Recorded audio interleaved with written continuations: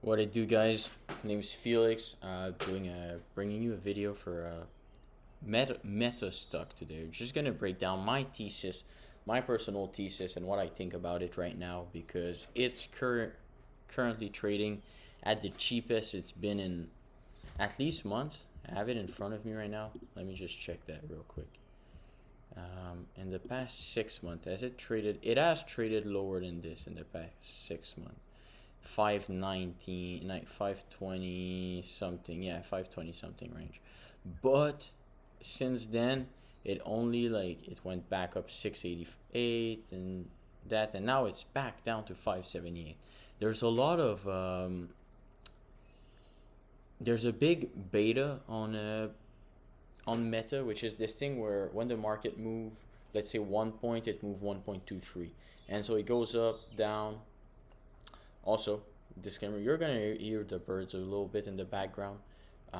It's intended. I kind of want to hear them, so makes it peaceful for me. Uh, yes, with Meta. So there's this. Meta. They're under 1.5 trillion of market cap right now. They're trading at around 21, the low 20, low 21. They're almost in the high 20s at this point. They're 21.03, 21.09 at this point. And here's gonna be I'm gonna explain like why I love Meta at these prices, and I think I love Meta. Once every time it's under 600, I always buy more. It's a no-brainer for me because that's when I did my first thesis. I have it at an average price of 595, I think, or so.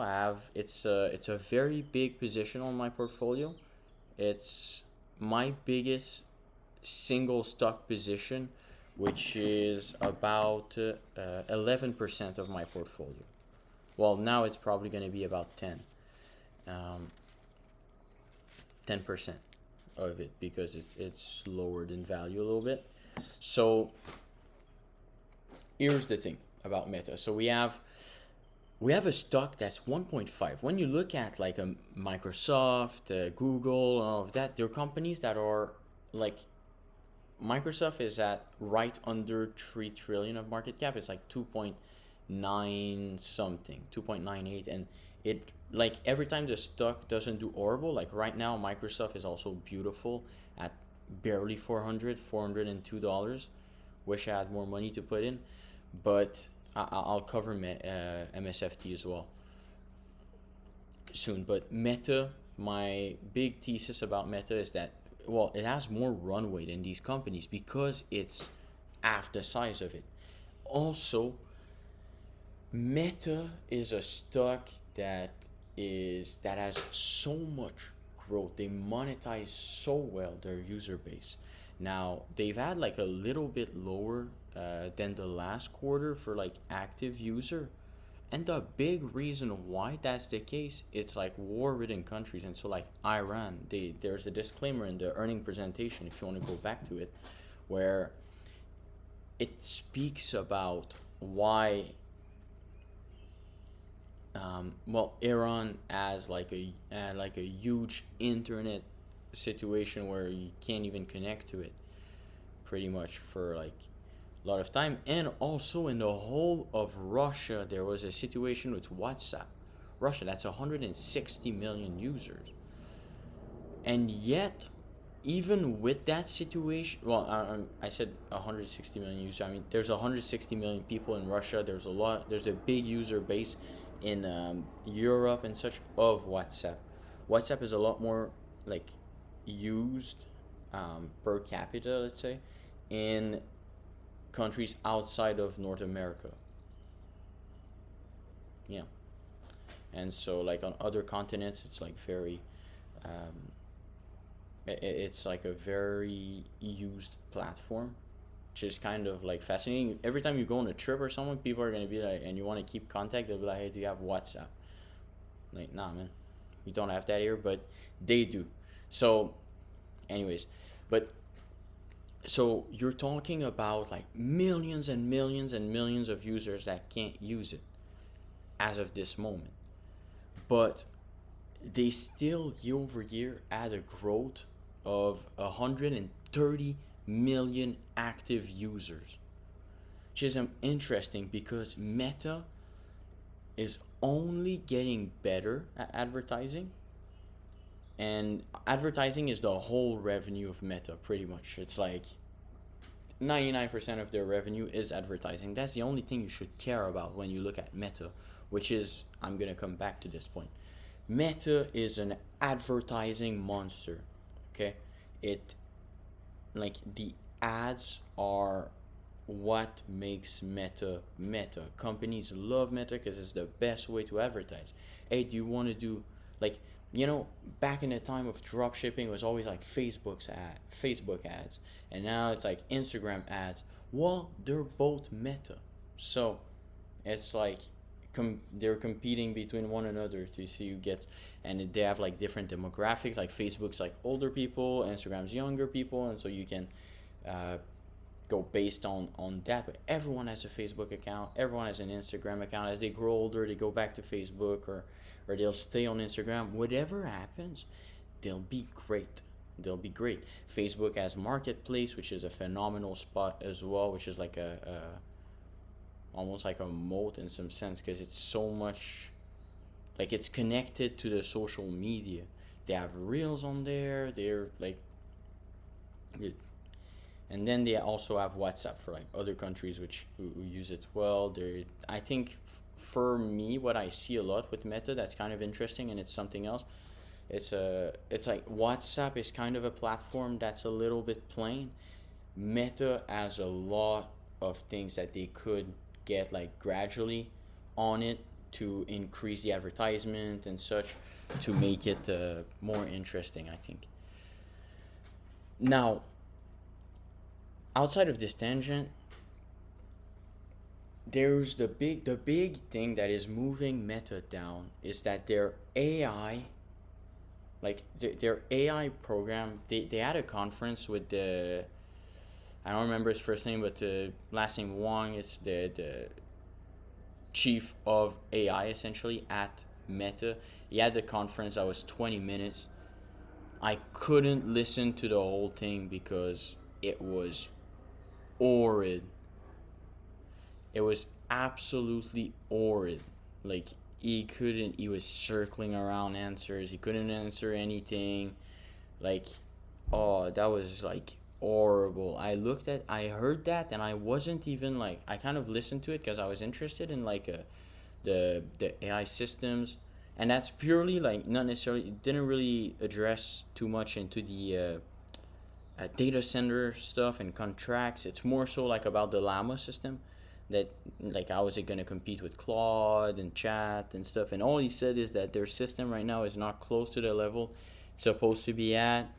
They delayed the release, and it's like, okay, that's horrible. Their AI system competing is absolutely horrid. That's, I'm gonna give that to the Meta like bears, okay? But I think that that's great for us who actually understand Meta. So Meta, we don't care about the AI. Meta is a social media that like helps with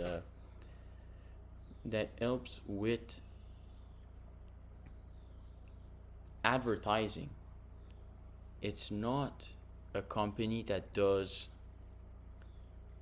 It's not a company that does AI, and like their capex. First off, there's a thing about their capex. It's like, the capex they have phenomenal free cash flow. It's not like they're gonna burn through that capex and then they'll be like stuck. They have so much. They have such great, like, look at their balance sheet. Look at their balance sheet. Go on Yahoo Finance, go on Meta, and look at the balance sheet. They have like 22 billion of debt, I think, on the latest balance sheet, that would, like, latest update. It's like, dude, they have nothing compared to like invested cash, everything else. It's like, dude, they are like, if they burn through the capex and nothing happens, Meta is still in a phenomenal position. The same way that, like, oh, the metaverse is not working, they burned through 80 billion. It does absolutely nothing because it's such a phenomenal company that it's going to keep growing anyway. It's not about, like, all of these things are on the side. They're not good on that kind of execution. And that's why, and like, it makes sense. It kind of makes sense because when Zug delivers, like, obviously you have this company which is like an advertising platform, and it's like, well, social media, the revenue is advertising, and then you're like, we're gonna spend 110 billion on building data centers and this and this and that, and it's like, well, okay, so do I prefer this company when it does its thing, and it doesn't do, like, it doesn't spend 110 billion that it's probably gonna have a shit execution on? Well, obviously I prefer it if it doesn't do that, and it expands on something else that is more connected to what they do. Meta is still like a tech company, but, and I, like, I understand that, but my point is, like, that's perfect for us who aren't blinded by that and don't react to everything that the market does. See, this is, I've made another video on capital rotation, which I think you should watch in connection to that if you don't really understand these principles, but, like, just to make it, like, to connect it to that, it's kind of like, oh, the institutional capital see that the execution was bad and all of this, so they're trying to capture that, like, AI growth cycle and this and that into another company, which, that's fine. Go capture that AI thing. Go capture that thing. We're not traders. We're not traders. I picked this stock because I believe in the long term that Meta is gonna, like, keep growing, and it will. It's gonna have a phenomenal quarter. It's gonna have phenomenal quarters after quarters after quarters, and the institutional capital is gonna stay in it, and people aren't gonna come back to it because, damn, like, all of that capex that they've spent, it didn't affect the business at all. Maybe they have a couple, like, contractual, like, they had 90 billion, I think. Don't quote me on this price, I don't remember. 90 billion contractual, for data centers. So they're spending 107 billion. They've already captured, like, no, I think it's 107 billion that they have in contractual, and they are spending a shit ton more than that over, like, the long term period. But they'll capture other deal. That was the CFO that said that, Sandra, can't remember the last name, but so they just any form of, like, recapturing the money that they've spent on AI data center build outs, and then it's like a no-brainer. They don't have to have a phenomenal execution. Just like, kind of as if you put your money in, like, a high interest savings account, and it yields back the amount that the money's gonna inflate this year. It's like, okay, well, we got that. Like, everything else is phenomenal. This kind of stayed, and even if they lose a bit of money, they have such great balance sheet. They have such great, like, they have tremendous growth. Like, just to give you an idea, because now in terms of percentage, Meta is getting so big that it's like they grew 130 million user year over year, and it's kind of like, it's not that good. And that's, by the way, including the Russia and Iran situation that I talked about. But and so it's going to be a lot more than that. It could be like something north of, like, 200 million once everything is more so back to normal ish, which is probably not going to be. There's going to be another shit show situation. Like, it's not like the world's getting better, obviously, but it's a lot more. That means that it's more than 130 million users in other regions that have been added to the platform. It's just like a net 130 million, if that makes sense.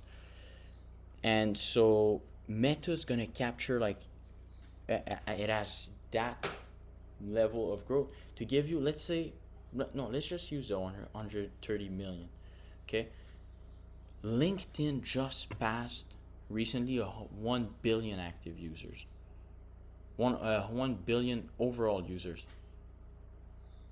Which is like, it grew like 13% of LinkedIn, which is a humongous platform for every worker. People work, dude. It's not like people act like it's just for like executives. There's so many people on LinkedIn in so many different regions, and it's a worldwide company with, they have very solid advertising. They're getting better and better. It's like Meta has a way better advertising per user than LinkedIn. There's zero doubt about that. And then on top of that, they got the subscriptions coming. They have with AI, their targeting is gonna get only better somehow. Like it's really gonna get, I think it's gonna become a lot better, and it's gonna be able to monetize like slightly more per user, and then they're gonna have, like, they have their capex that might return some kind of revenue on top of that, and hopefully it's recurring revenue that they're able to capture. If they're able to do that with the capital expenditure, even if it's like they have 1/5 of the contracts that, no, not 1/5, but 1/4 of the contracts, a little bit less than 1/4 of the contracts that Google have, and a little bit less than 1/4 of the, and a little bit more than 1/4 of the contracts that MSFT have in contractuals for data centers. So they're definitely not on that level at all, but they really don't need to be. That's my point. Like, Meta has to spend that money because they're at 3 billion. They're 2 times the size of them, while Meta is like, but Meta has like much better organic growth with their social media platform and such. So it's one of these things where I really love Meta as a stock right now, and how it's positioned. I think at this price, it's a no-brainer. I think once they have like a couple great earnings, the stock is back, and it touched, what's the highest it went to in the past year?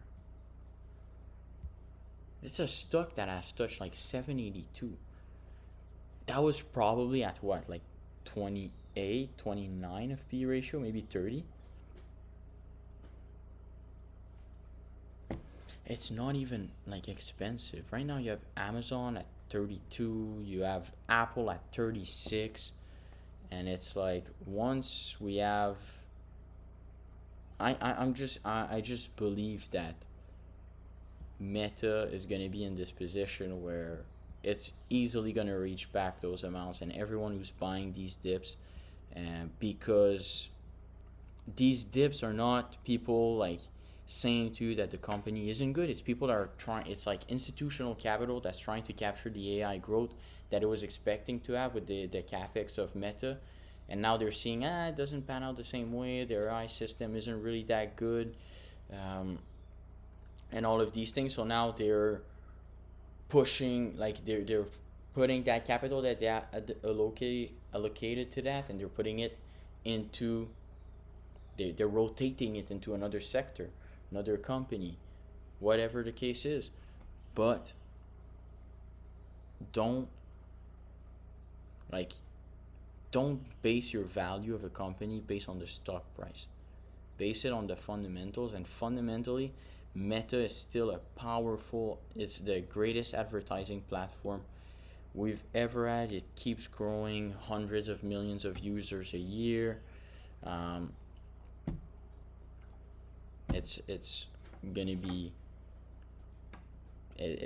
I believe in Meta. I really believe in Meta over the long term, and I think it could pass all of these companies in like a few years. I see it double in the next 5 years or so. Do I see like MSFT double in the next 5 years? I think so. To be fair, I could see that too. But there's many of these companies where I'm like, okay, but you're already a $3 trillion company. Meta's only 1.47. I think it's gonna grow into a $3 trillion company. After that, I think well, depending on how the economy is and all of that, I think it's going to be at a certain point, like, how many more users can you have? They have 3.56 billion active users, and they couldn't even have WhatsApp in Russia, and they didn't have Iran, which they already had.